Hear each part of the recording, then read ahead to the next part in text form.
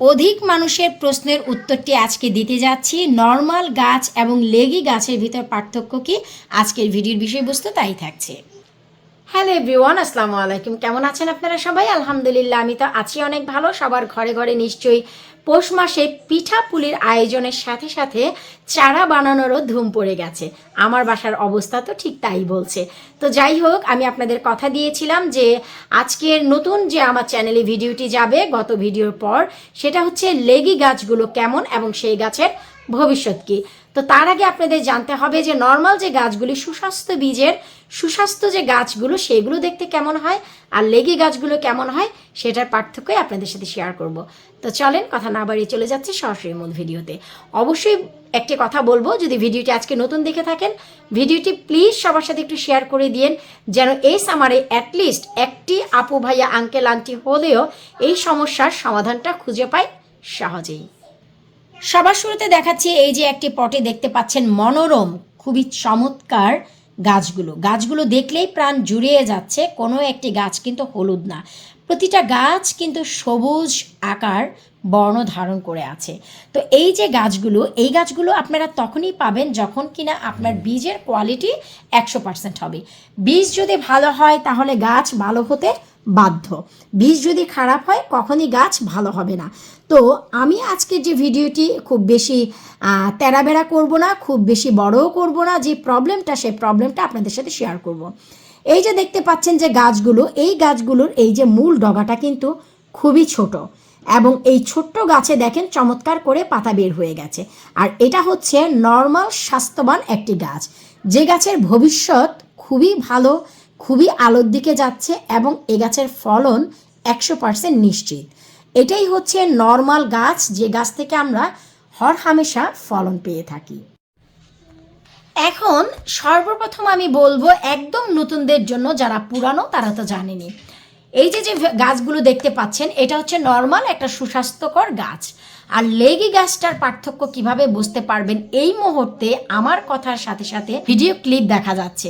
আপনারা যে দেখতে পাচ্ছেন যে গাছটি অনেক লম্বা লম্বা ডগার উপরে পাতাগুলো, এইগুলোকেই বলা হয় লেগি।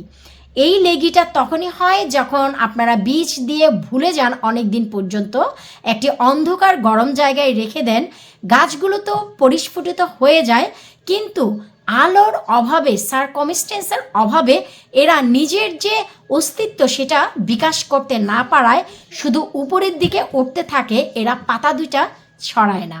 আর এই জন্যই এদেরকে লেগি বলা হয়। এদের সমস্ত যে শুরু থেকেই স্বাস্থ্যটা এরা ডগার দিকে দিয়ে দেয়, শিকড়টাকে একদম দুর্বল বানিয়ে ফেলে।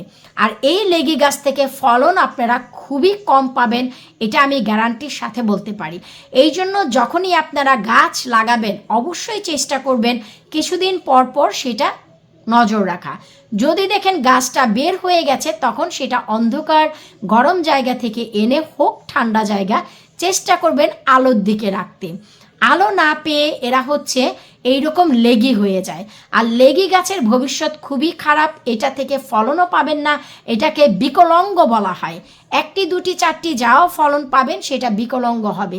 বিকলাঙ্গ মানে হচ্ছে যে গাছের ফলটার আকার চেঞ্জ হয়ে ডিফারেন্ট একটা আকার ধারণ করে, সেটাকেই বলা হয় বিকলাঙ্গ, যেটা আমাদের মানব ভাষায় বলা হয় পোলিও রোগের অভাব, যেটা আমাদের বীজ এবং গাছের ফল মূলেও পাওয়া যায়।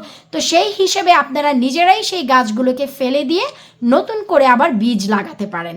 তো এটাই হচ্ছে লেগি এবং নর্মাল গাছের পার্থক্য। আশা করি বুঝতেই পেরেছেন যে নর্মাল গাছের এটাই হচ্ছে পার্থক্য।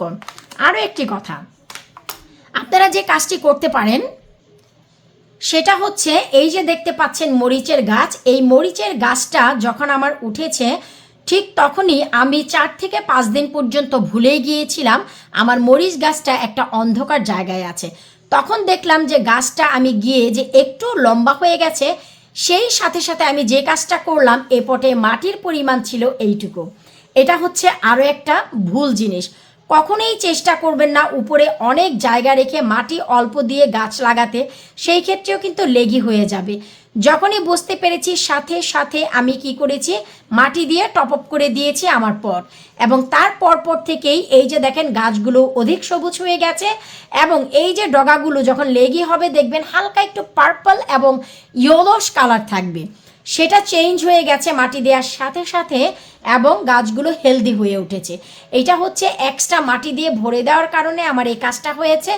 আর আমি মাত্র এখানে গুনে 5টি কফি ব্যবহার করেছি। তো মাটিতে যে এনভায়রনমেন্টটা তৈরি হয়েছিল ফাঙ্গাসাইডটা, যার কারণে এটাই অতিরিক্ত পুষ্টি পায়নি, আলোর অভাবে আমার খাবারের কফি সেটা পূরণ করে দিয়েছে।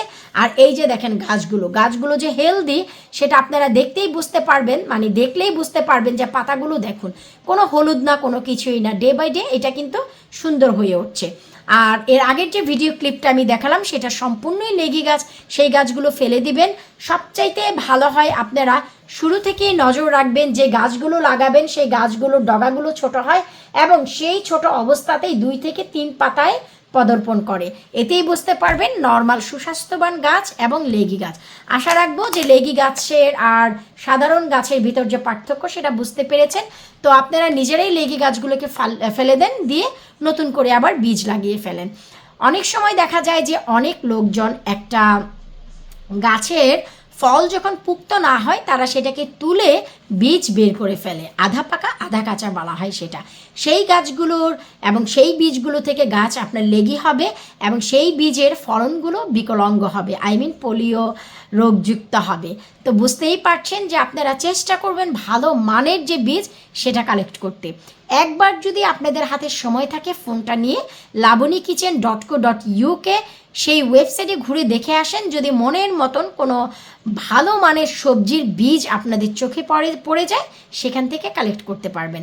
তাছাড়া আপনাদের বীজ নিতে হবে এমন কোনো কথা নেই, শুধু একবার labonyKitchen.co.uk সেখানে গিয়ে ওয়েবসাইটটা ঘুরে দেখে আসেন যে এই সামারের জন্য কোন কোন জাতের ফলন আপনারা করতে পারেন। আমার কাছ থেকে না হলেও অন্য জায়গা থেকে কালেক্ট করে হয়তো বা এই ফলনটা আপনারা করে নিতে পারবেন। বিদায় নিচ্ছি আজকের মতো, আল্লাহ হাফিজ।